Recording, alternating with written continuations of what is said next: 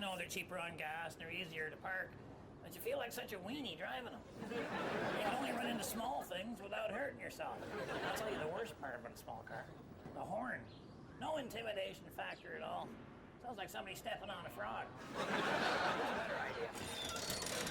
Go down to your local auto wreckers and pick up as many working car horns as you can get your hands on. And you mount them into any open space under the hood here. And believe me, with an engine the size of an electric razor, you're going to have plenty of room.